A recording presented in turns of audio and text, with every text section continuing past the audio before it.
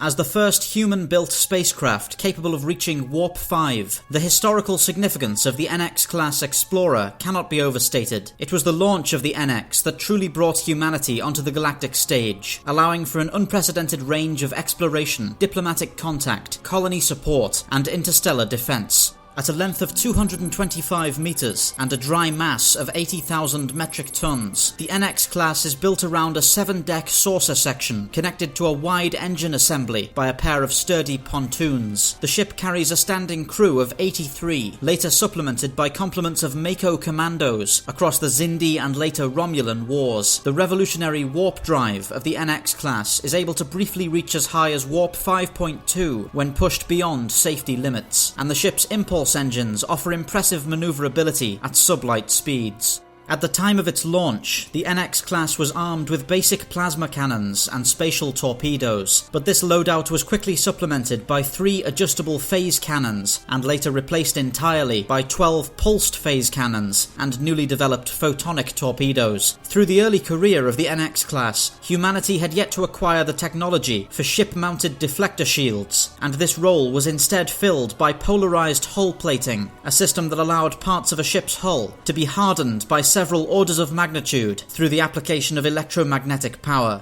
The ventral surface of the NX class featured a launch bay designed to carry 2 magnetically secured shuttle pods. These pods were able to safely cruise through sublight transits at 1/4 impulse power and were fully capable of operating and performing complex maneuvers within a planet's atmosphere. The small craft were able to defend themselves from minor threats using low-yield plasma cannons and remotely detonated spatial charges. The first ship of the class, named NX-01 Enterprise, began a legacy of Federation flagships that would stretch on for centuries. Across its service, the ship made first contact with dozens of races, played a crucial role in the Xindi War, and helped to lay the groundwork for the formation of the United Federation of Planets. Enterprise was later joined in service by the NX-02 Columbia, whose frame received a number of minor upgrades from the base design, including 12% improved hull polarization and upgraded EPS junctions.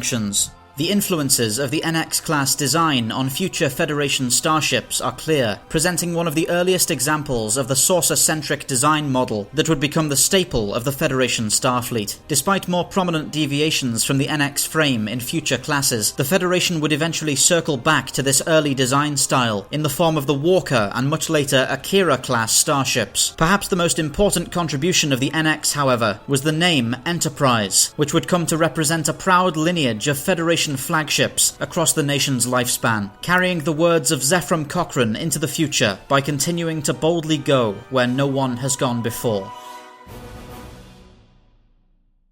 Thank you for watching. Please remember to follow the link in the description to check out the latest update on the lore of our upcoming sci-fi drama, The Sojourn.